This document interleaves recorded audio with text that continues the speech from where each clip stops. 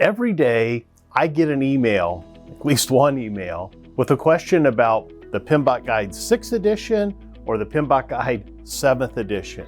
So which one is really valid? Which one should I study for the PMP? Which one should I use in my life? And what's the difference? Well, the truth of the matter is the PMP exam is not based on the PMBOK Guide. You want to look at the exam content outline. You can get that at pmi.org. Now, the PMBOK Guide 6th edition is still valid as you prepare for the PMP. But the 7th edition is being incorporated into the PMP exam. So it's something you want to take a look at as well. Well, in this video, I want to give an overview of the PMBOK Guide 7th edition, what I get lots of emails with questions about. So the PMBOK Guide 7th edition, if you've looked at it, it's much smaller as far as the page count goes compared to the 6th edition or even the 5th edition of the PMBOK Guide.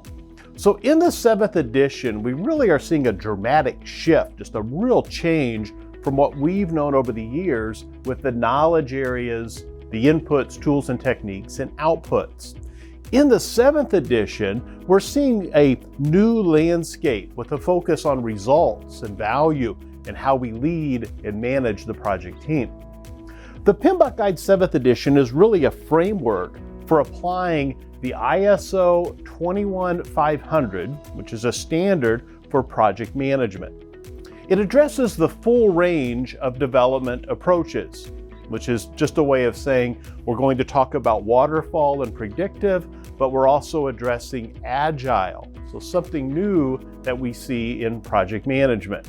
We're seeing a real difference in the PMBOK Guide 7th edition, where traditionally we talked from a predictive environment. We talked about the planning and being a plan-driven project, where we have that big project management plan up front, like for a physical type project, like home construction, for example.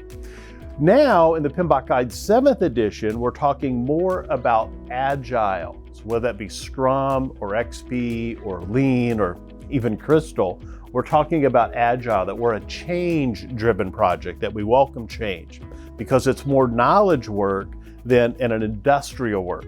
Now, we still talk about both concepts in the PMBOK Guide 7th edition. Our focus, though, will be on the value.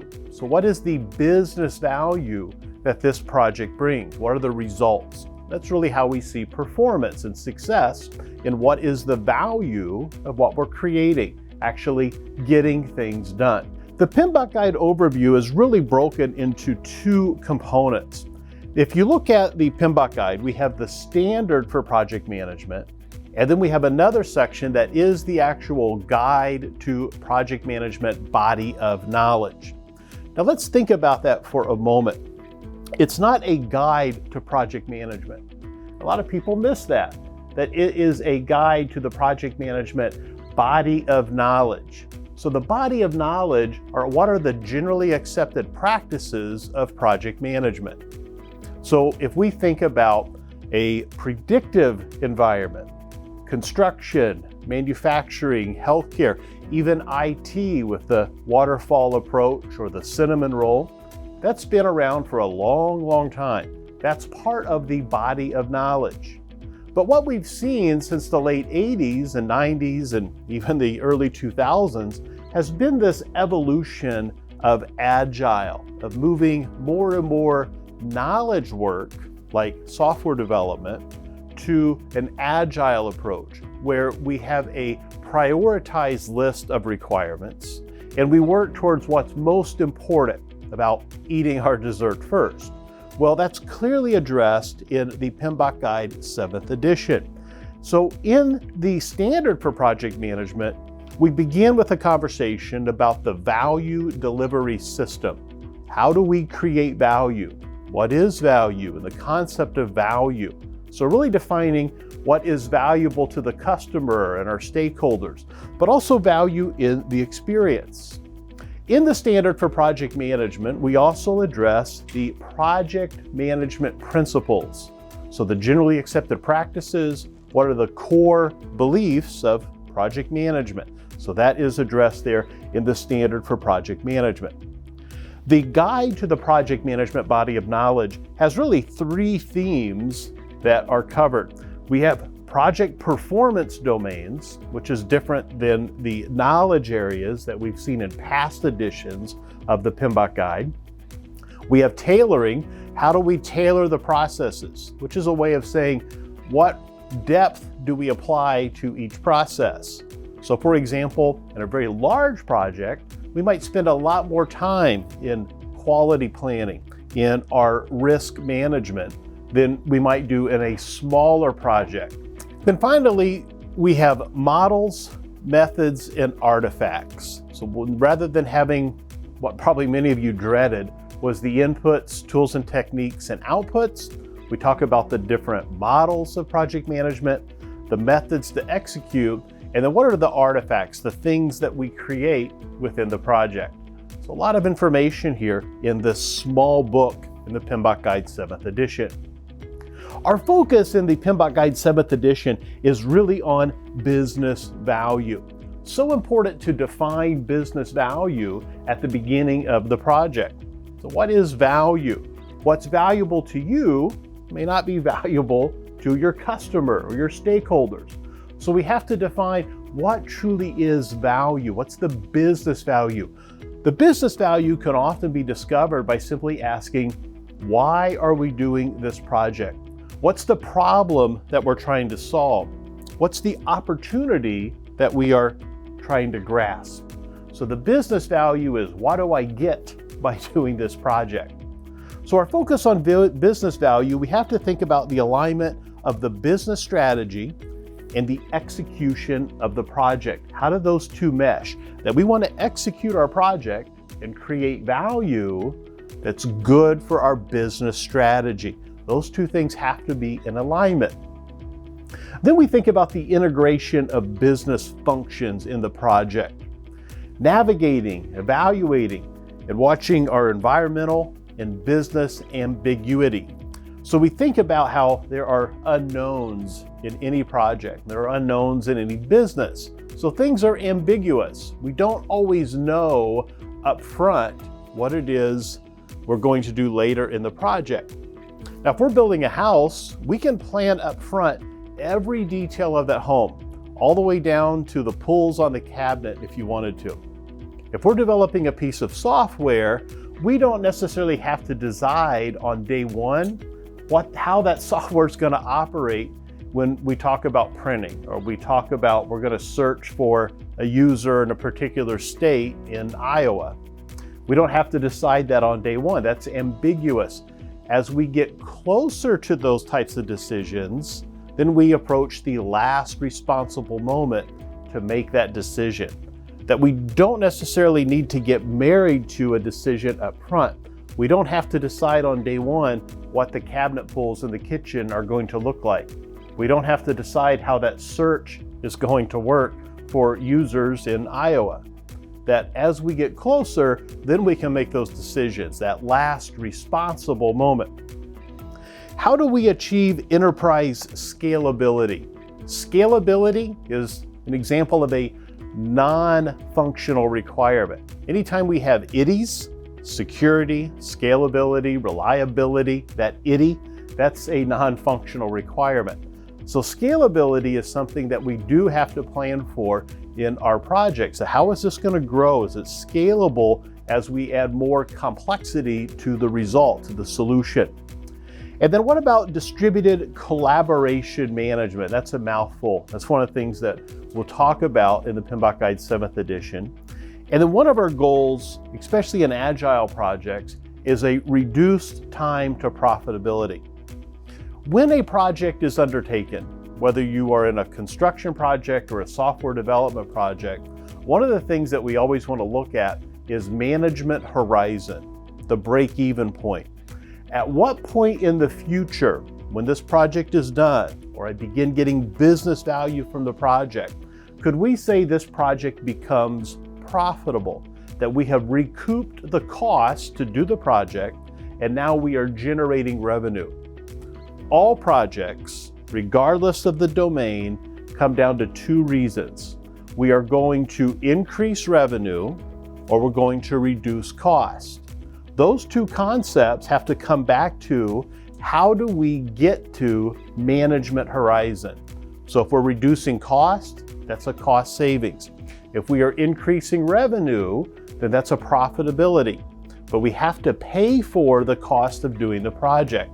So we want to achieve that as quickly, as reasonably, and responsibly as possible. Now that's one of the concepts that we talk about when we look at focusing on business value. Now within the PMBOK Guide 7th edition, we have 12 principles in project management. The first one is stewardship. That as a project manager, the project leader or a scrum master or an agile coach, we have to think about that we're paying attention and we have care.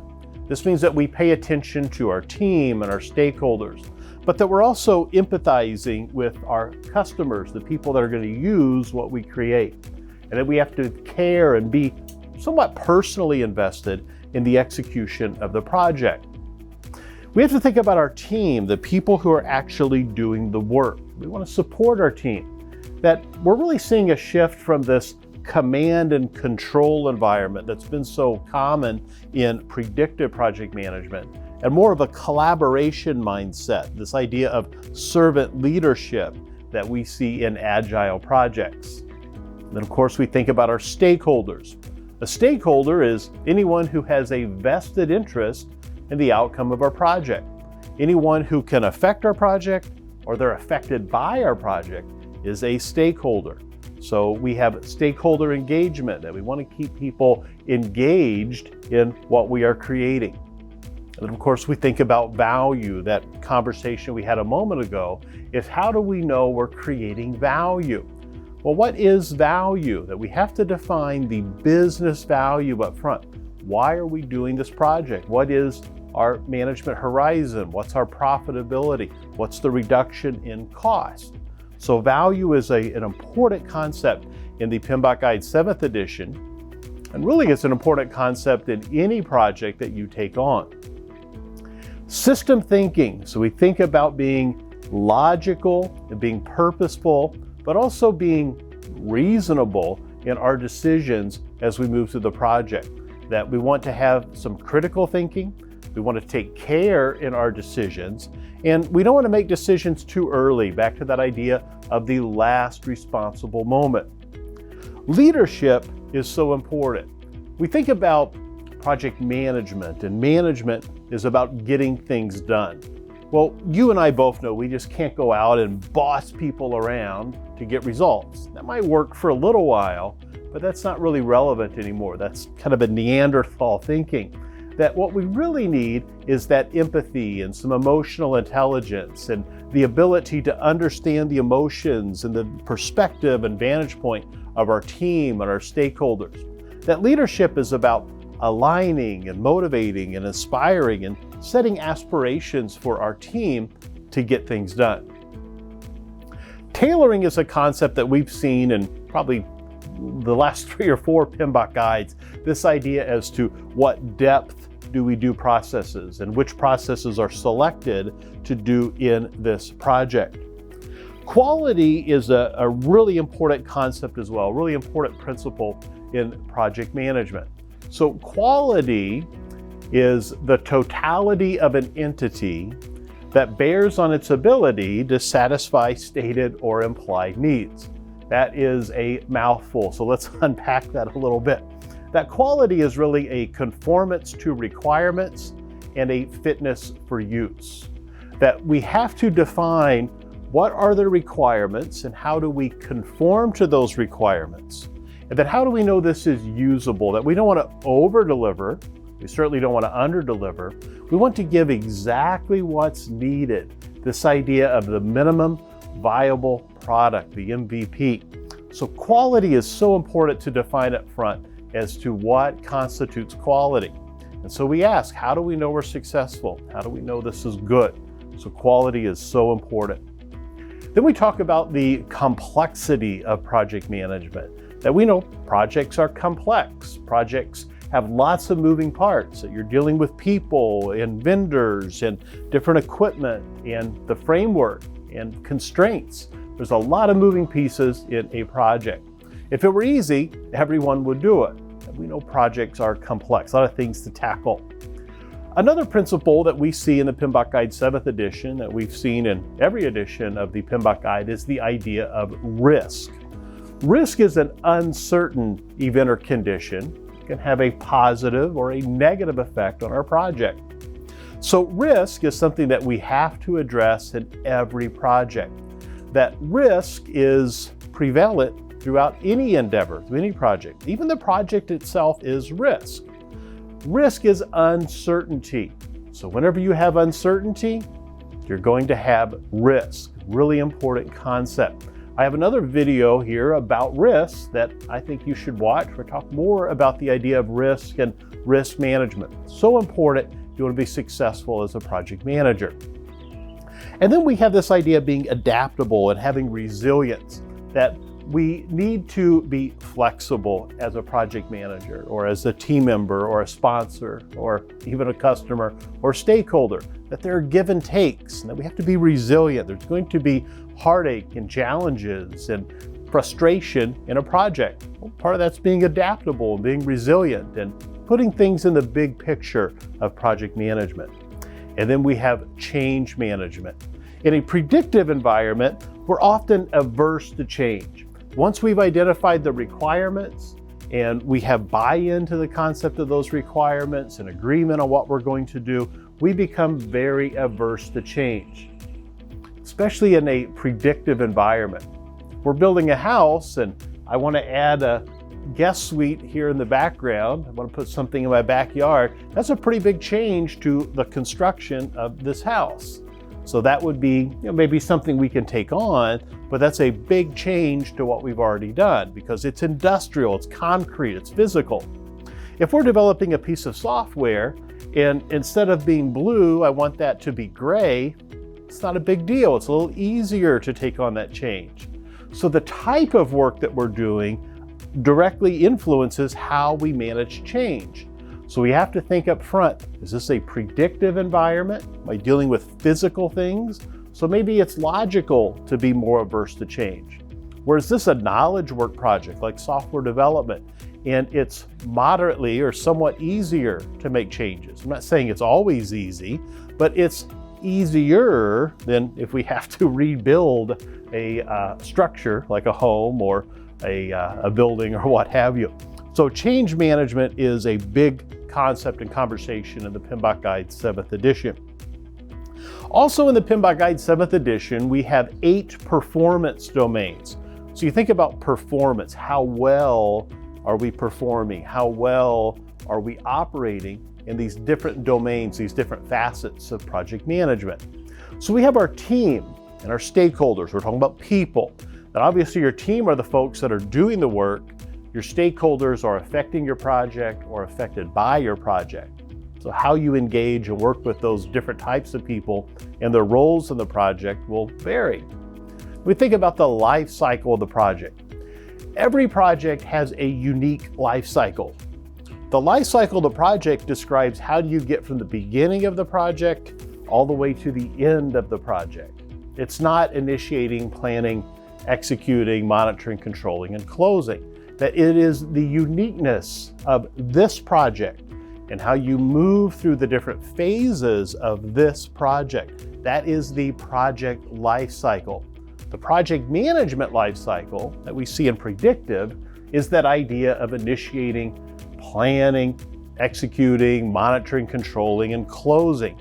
That's the project management life cycle.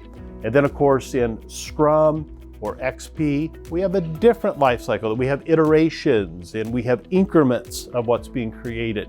So both of those are addressed here in the PMBOK Guide 7th edition. We also talk about planning. Of course, in a predictive environment, there's lots of upfront planning that we plan for scope and time and cost, quality, our resource management, communications, risk, procurement, and stakeholder engagement. That there's lots of that planning because there's all those different domains that we have to address. And then if we're in an agile environment, that we have iterations of planning, that we're planning in bursts through our sprint planning, or as we go into an iteration that we have our product backlog and creating a backlog for this iteration that happens there in Scrum or even XP with a Kanban board or what have you. But there's planning in both. So we have to talk about what is our project management approach and how does that affect how we will plan. We also address the concept of navigating in an uncertain or ambiguous environment. That's what I was talking about a moment ago, of making decisions at that last responsible moment, that not getting married to big decisions at the beginning of the project. And then delivery. How do we move what we've created from the project into operations? What's that idea of having a product release or an operational transfer? And how do we prepare the environment that this is going into, whether it's just production internally or to a customer? How do we prepare for that operational transfer? What type of warranty or support goes with that as well? And getting that important sign off on what we've created. And then we think about performance measurement. How do you know you're doing a good job? Whether that be earned value management, or whether that be customer satisfaction, or seeing our profitability or a reduction in cost with that management horizon, getting the value of what we've created. And then just how do we get there? The project work, actually getting in and getting things done. Always so important in any project is getting things done. So a lot of information, these 8 performance domains in the PMBOK Guide 7th edition. There's a lot of information in that little book, cover a lot of ground in the PMBOK Guide 7th edition. I hope this video has been insightful for you. And if you enjoy it, I encourage you to give me a thumbs up. Leave a comment, let me know what you'd like to hear in future videos that we talk about in project management. And be certain to subscribe to my channel so you never miss a video like this. Thank you for your time and your attention as we talk about the PMBOK Guide 7th edition. I'll see you in future videos. Keep moving forward.